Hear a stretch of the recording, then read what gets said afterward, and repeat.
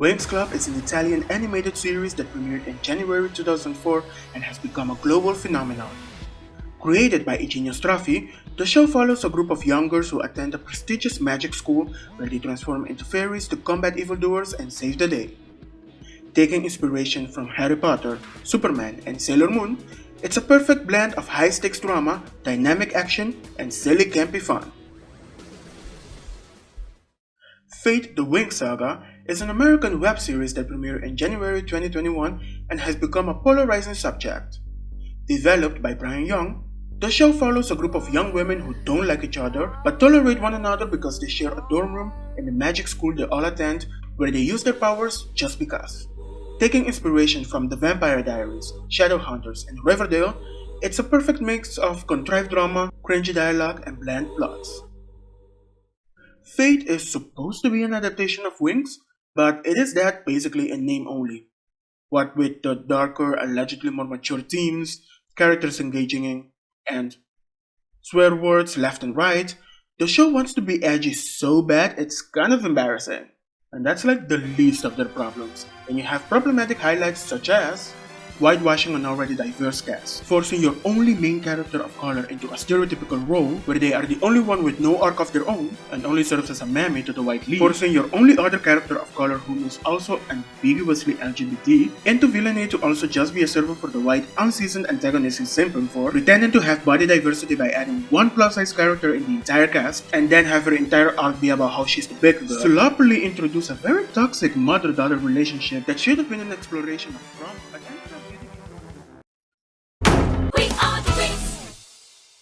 But that's not what this video is about. Today we talk about fashion. Fashion is one of the most important aspects of Winx Club. So much so that Straffi scrapped the entire original pilot because test audiences did not like the overall fashion, and he hired actual fashion designers to design the clothes for the characters, which has continued to be the case through the run of the series. They literally take inspiration from runway pieces to make the outfits for the characters. In fact, they actually make the outfits in real life to see how they would work before approving them to be animated. Guys, they take the fashion very seriously. Did I mention the show is Italian? Father, Son, and House of Gucci. Fate: The Winx Saga did a complete disservice to this aspect of the show. I do not accept the whole "we wanted to ground the show" excuse because, first of all, why would you? And second of all, so what? Fashionable outfits don't mean that the show can't be grounded. And are we really pretending these gems make the show more realistic? Really? What even is this? So I am going to do something that not a single person has done before. I am going to restyle the Winx for live action. Disclaimer, I'm not restyling Fate per se, I'm just going to style the Winx for a hypothetical and accurate live-action adaptation, while also having Fate in the back of my mind. It's fashion meets... It's fashion. Is it wait, but is it fashion? It's fashion.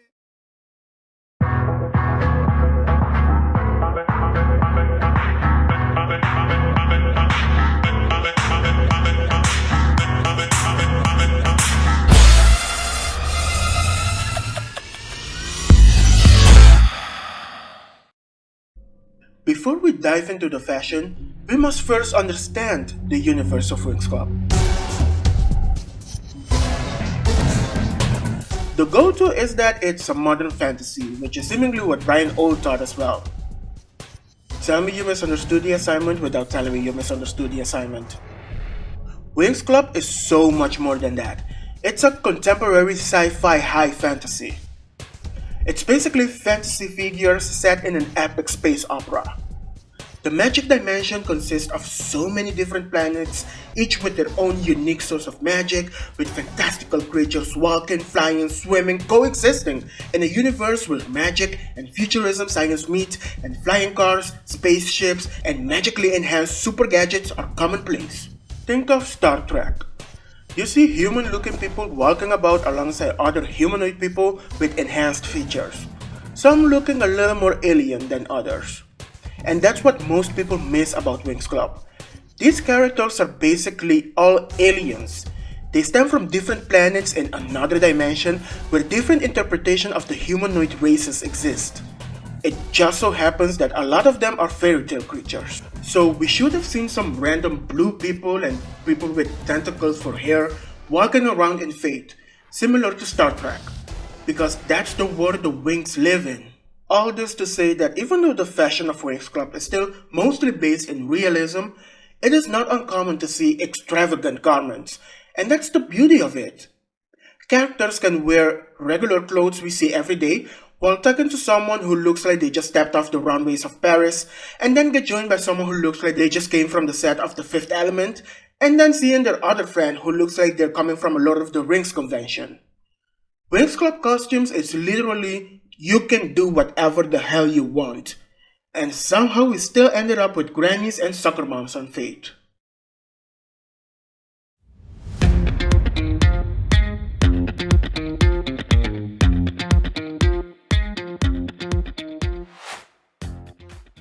Our protagonist, Bloom, grew up on Earth. It isn't until she meets Stella that she is introduced to this fantastical, magical dimension. As such, I would envision her clothes to start off very comfy, all-American girl next door. Lots of simple sweater and jeans that feel youthful and unassuming. Once she befriends Stella, the fashionista, and starts getting used to this new world where it's perfectly normal to literally look like a supermodel to go to the grocery store, she starts experimenting with her outfits a little bit.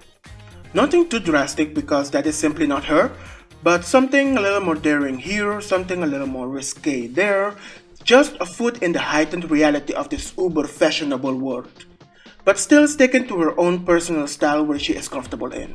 I see Bloom in lots of light blue, soft pink, and yellow, and her signature element is denim. Stella is the fashion icon of the group. She's the one I see embracing the Y2K aesthetic classic Winx Club is so known for the most. She loves being the center of attention, and her clothes tend to reflect that.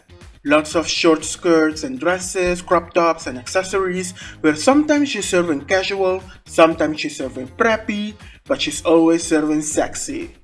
The idea is that she looks less like a model on the runway and more so like a model on her day off, where she knows she's still gonna be photographed by the paparazzi.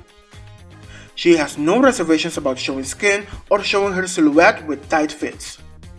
Stella has fun with her fashion, to the point where sometimes she's on the verge of being tacky, but she ends up pulling it off anyway.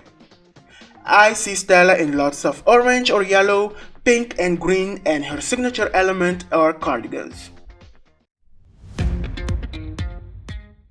AISHA is the athletic one of the crew, and her style choices express just that. I see her wearing athleisure outfits but make it fashion. Lots of sporty garments with hip-hop infused vibes to indicate she is also a dancer. Basically a baddie. She also likes to embrace her feminine side with dresses that feel a little more grown up than her counterparts. She works hard for that body and she will show it off. AISHA should look like an R&B artist who can also kick her butt without breaking a nail. I see AISHA in lots of army green and earth tones and dark colors. And her signature element are cargo pants. FLORA is the sweetie pie of the gang. A soft, shy, and sensitive cinnamon roll with probably the most misunderstood personal style of all. Most people I've seen give her a cottagecore, almost Victorian style, and while yes, I do see her having such garments, I feel like her overall style is a little more 60s, 70s through a modern lens. I envisioned FLORA with these cute retro elements combined with some modern touches. Her style is also very feminine and romantic, with loose and flowy pieces. She hardly ever wears pants, but when she does, it's funky and fun. I see FLORA in lots of pink and green, and her signature element are floral patterns. Florals for FLORA. Groundbreaking. MUSA's style is probably the most distinct and probably my favorite one. She is coded as East Asian and is the only character of the main cast to truly embrace the cultural aspects of the ethnic background she is supposed to represent when it comes to her outfits. Her planet, Melody, is inspired by mainly Chinese and Japanese architecture and aesthetics, and this is also reflected in MUSA's personal style. Her outfits are typically either something funky and cool or something a little more traditional. Sometimes both. I envision MUSA with a rebellious flair typical from Korean, Japanese, or Chinese street style, but switching it up to some modern take on traditional garments of the culture. Baggy pants, bejeweled skirts, combat boots, a modernized kimono, basically goth meets punk meets tomboy in the streets of Shanghai. As a musician, she basically looks like she's a K-pop idol ready to give you a performance. Think ITZY or Blackpink. I see MUSA wearing lots of red and black with some blue, and her signature element are plaid skirts. Native from basically a cyberpunk planet where technology and futurism take center stage, TECNA style is the best introduction to what this universe's overall aesthetic could be. I project TECNA to have a style that is somewhat similar to the other girls, but if it was picked out by an AI that understands fashion. She tends to have a sporty street look or something a little more high fashion even, but she always gives you the vibe that she can hack the system and make all of the robots turn against you. I feel like she has the duality of the futuristic glitz and glam with cool campy fashions and the dystopian extravagant yet grounded fashions. Clothes with fun and intricate designs and finishes, garments with futuristic alien sci-fi elements, fun and fresh casual outfits with that unmistakable techno touch, and pants with bags or pouches to store her gadgets. I see TECNA sporting lots of purple and neon green, and her signature elements are buckles. I'm not going to dig that deep into the boys' fashion, I just wanted to do a quick overview of how I see them dressing. I'm also not gonna do all the boys. For Sky, I see him sporting a very preppy golden boy look.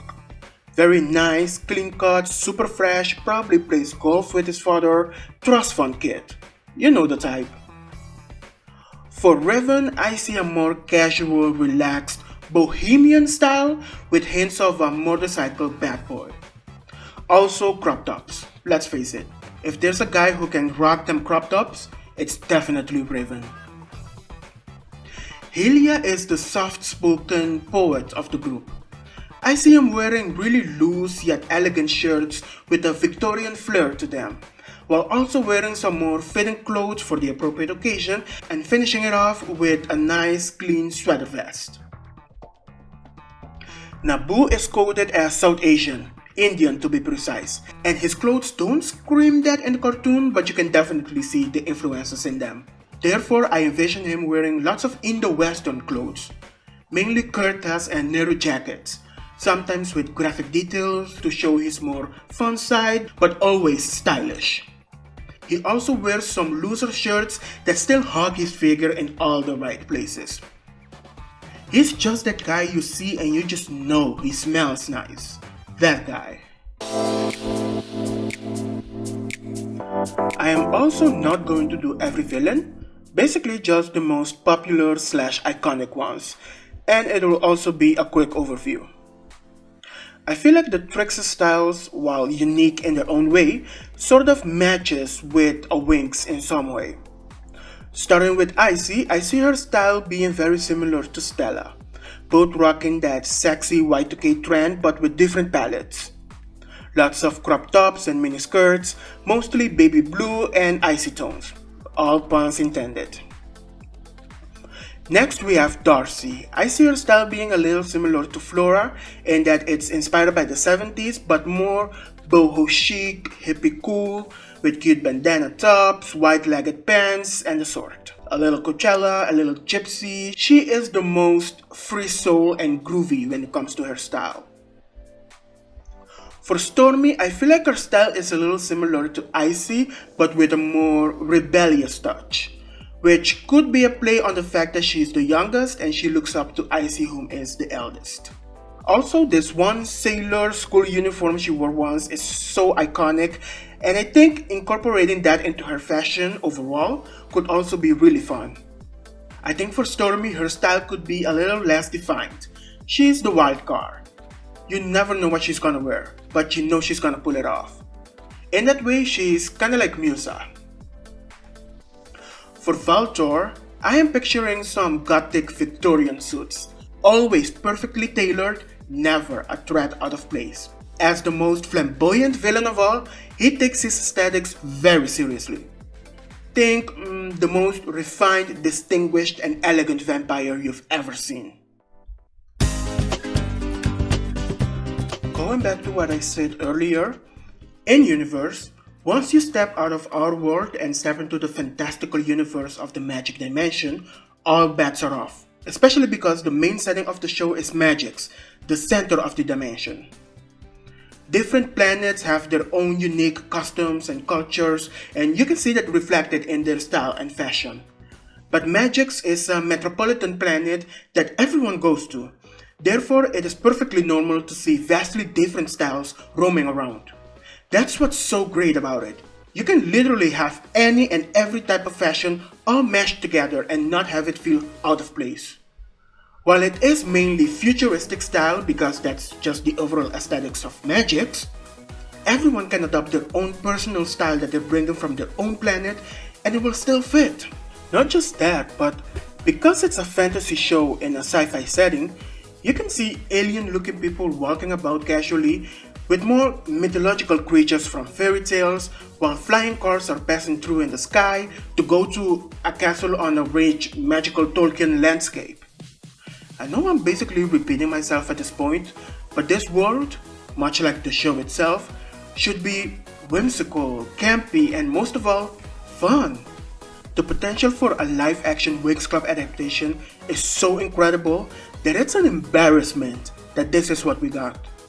Netflix should have treated this like they did Star Trek Discovery, a big-budget sci-fi extravaganza that just happens to have magic and fairy tale elements in it, that can still be mature and have darker themes. Beyond just the fashion, Winx Club deserves a worthy live-action adaptation. One that actually understands the original show and what made it so popular and beloved. One that is not stuck in this infinite loop of wanting to make everything darker, gloomier, and this misguided idea of what is defined as adult. One where characters aren't whitewashed and the two characters of color don't get problematic optics in regards of their storylines, or lack thereof. One where the showrunner doesn't pat himself in the back because he cast one plus-size actor just to have her entire storyline be about her weight, and called it body diversity. As of the time of release of this video, Fate the Winx Saga is in production for its second season. Obviously, most of the damage is already done and they can't just completely change course to produce an accurate adaptation, but maybe some elements of the show will improve. Guess we'll just have to wait and see. Thank you for watching. Until next time.